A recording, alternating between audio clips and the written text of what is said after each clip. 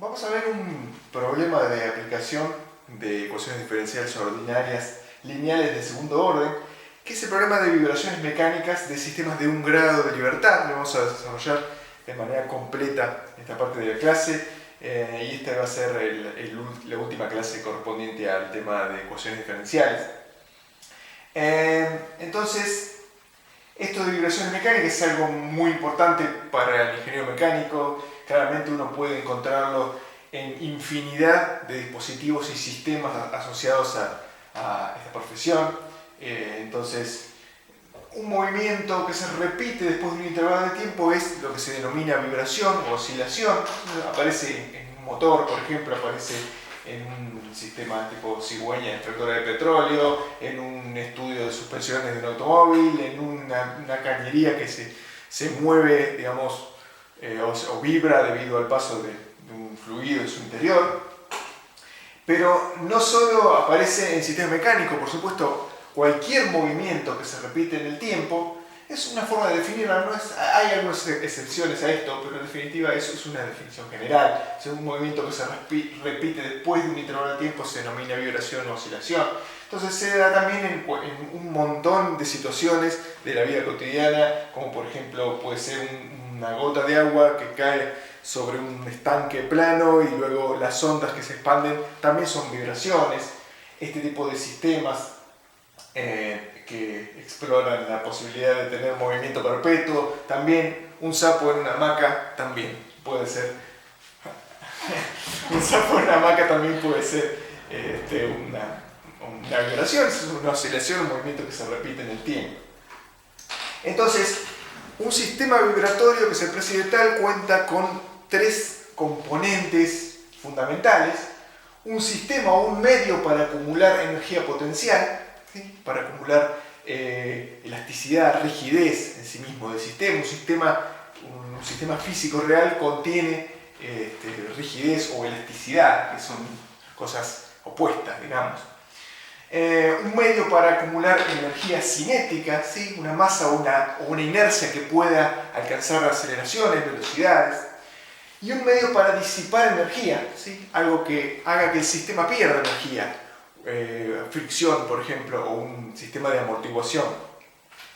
El problema de vibraciones, bueno, involucra por supuesto movimiento. Entonces lo que nosotros vamos a estudiar es movimiento en función o posición en función del tiempo, velocidad en función del tiempo o aceleración en función del tiempo. Entonces nuestras funciones incógnitas, en general nosotros vamos a resolver ecuaciones diferenciales, va a ser la posición, es una función de posición, y la variable independiente va a ser el tiempo, x de t, digamos, en general. X de t, una sola función incógnita, porque estudiamos un sistema de un grado de libertad. Como vamos a ver eso, dentro de un ratito vamos a ver qué significa.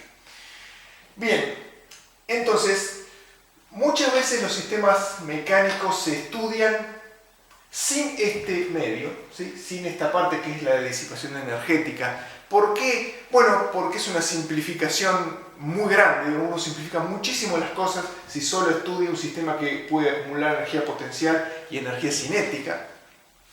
Y porque en general los sistemas mecánicos tienen muy bajo amortiguamiento. Entonces no es tan lejano de la realidad en muchísimos casos despreciar ese amortiguamiento y estudiar un sistema muchísimo más simple. O sea, lo que uno gana en simplicidad es mucho, ¿sí? Entonces, si uno no considera la disipación de energía, cuenta con un sistema conservativo. Y un sistema conservativo puede ser el sistema idealizado de este jueguito que está acá, ¿sí? Si esto no tuviera ningún tipo de fricción, ¿qué es lo que sucede? Bueno, esta bolita sigue pegando acá, esta sigue subiendo, vuelve a pegar, y eso se mantiene para toda la eternidad. Entonces eso sería un sistema de movimiento perpetuo. Uno sabe que eso en realidad no existe, porque en realidad, si bien este tipo de jueguitos, estos sistemas están diseñados para tener muy poca fricción, esto capaz que tarda días en detenerse, de todas maneras se detiene, porque por más que la fricción sea mínima, existe en el mundo real. Entonces, este tipo de sistemas, la idealización de este tipo de sistemas, ¿va saliendo bien? Bien, tengo asistente. La idealización de este tipo de sistemas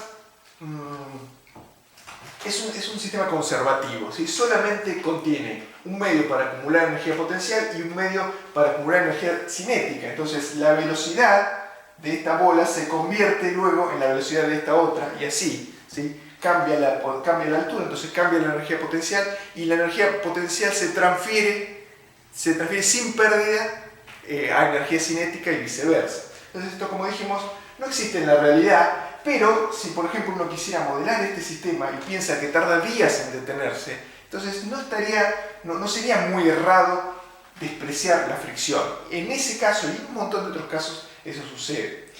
En general, para el estudio de vibraciones, nosotros vamos a ver, este tipo de sistemas se llaman conservativos porque conservan energía, ¿sí? Convierten la potencial en cinética y no disipan energía. Vamos a volver a esto mucho más profundamente cuando veamos campos vectoriales, sobre el final del curso. Por ahora vamos a pensar en un sistema conservativo, un sistema que no tiene fricción, ¿sí? Que no tiene pérdida energética.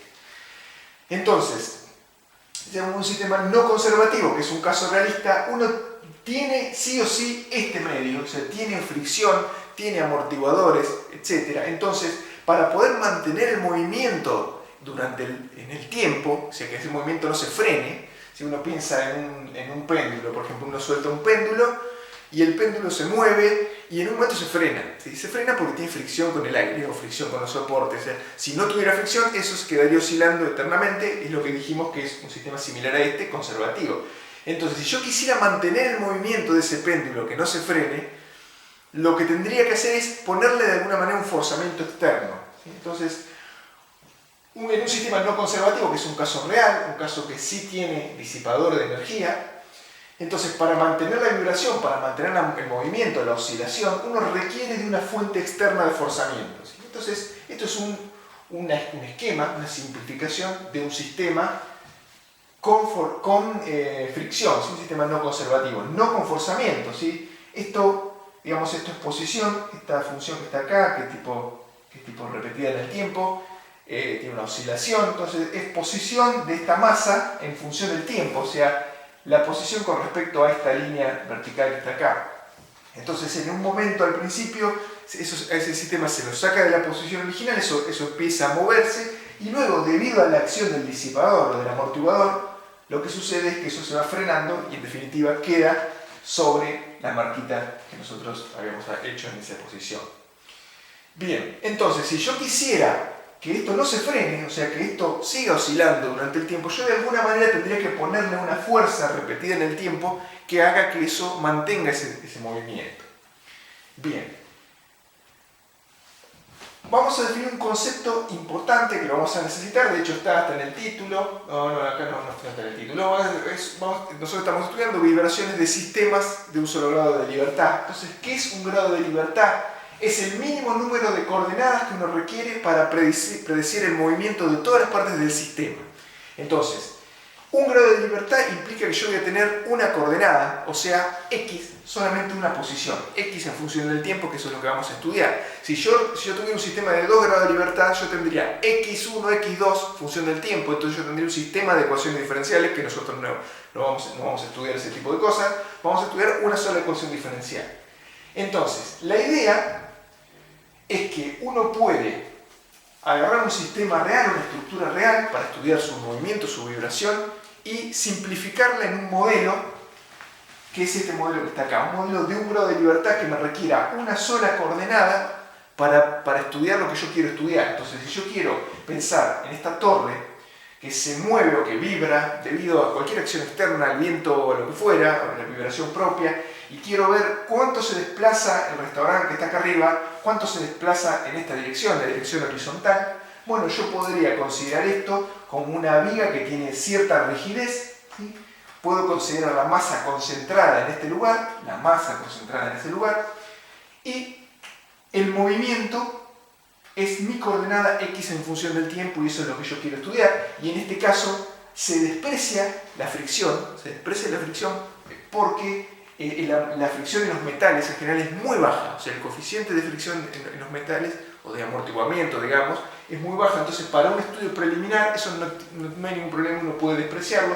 Entonces, lo que tiene es un sistema que tiene una masa equivalente, que es toda la masa del sistema concentrada acá arriba, de alguna forma, digamos, buscando un centro de masa, por ejemplo, y diciendo, bueno, la masa está ubicada a cierta distancia del suelo, eso es esa distancia L, y un resorte equivalente, que es la rigidez de resorte de este sistema. O sea, la rigidez puede ser más rígido o más flexible, entonces eso hará que se desplace más o menos y que la velocidad sea mayor o menor, como vamos a ver dentro de un ratito.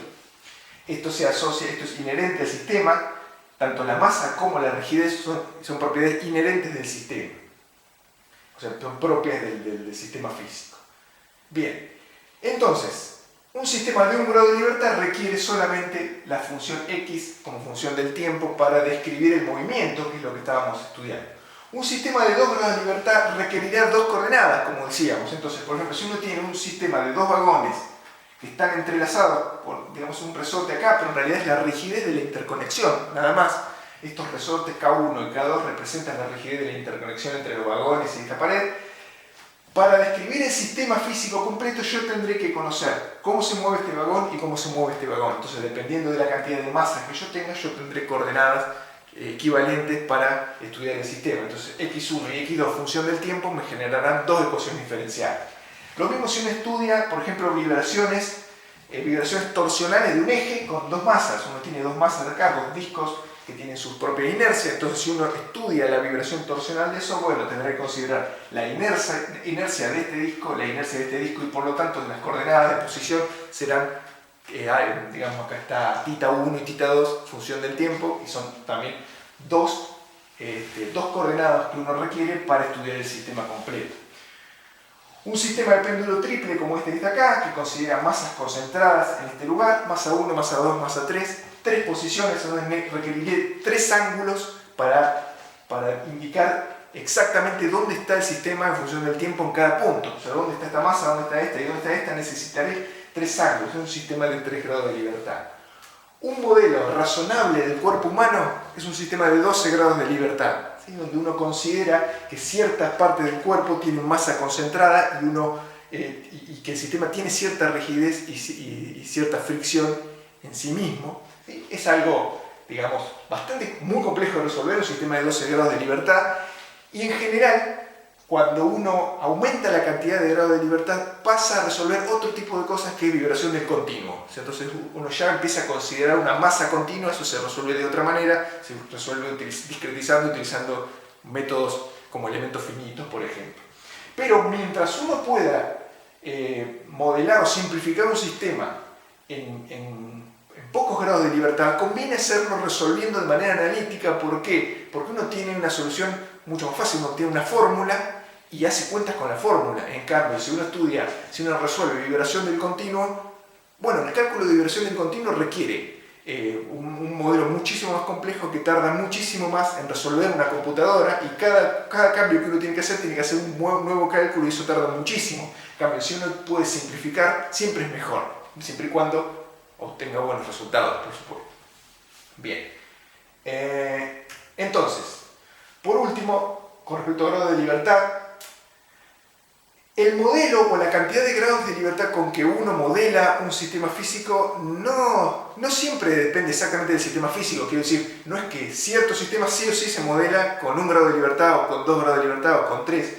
Por ejemplo, este sistema físico, que es un conductor en una moto, esa moto va por un camino y tiene vibraciones en dirección vertical, y uno quiere estudiar ese tipo de movimiento. Uno puede modelarlo como un sistema de 1 grado de libertad, de 2 o de 3 grados de libertad, por ejemplo. Entonces, un sistema muy sencillo y muy simplificado considera una masa equivalente, que es la masa de toda la moto y el conductor, una rigidez equivalente y una amortiguación equivalente. Entonces, la amortiguación involucra los amortiguadores, pero también la amortiguación propia del sistema, la amortiguación del cuerpo humano, de las ruedas mismas, lo mismo la rigidez. Entonces, esto es un sistema muy simplificado, quizá para este estudio.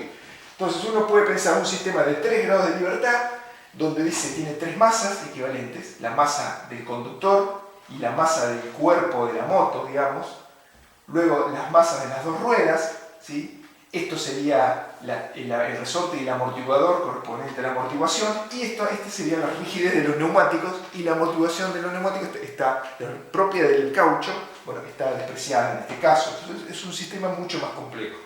O bien un sistema de 4 grados de libertad donde uno diferencia el conductor de la moto. Entonces esta es la masa del conductor y esta es la rigidez y el amortiguamiento del acoplamiento entre el conductor y la moto. Esta es la masa de la moto y estas son las masas de la rueda, igual de esta forma que está acá. Entonces es otra forma de resolver una misma cosa. Entonces la idea de qué modelo uso, bueno, este es mucho más complejo, este es mucho más simple, pero si yo con este tengo los mismos resultados o resultados muy bien aproximados para la aplicación que yo necesito, a mí me conviene usar esto, ¿sí? Siempre y cuando yo tenga buenos resultados, me conviene utilizar el modelo más simple.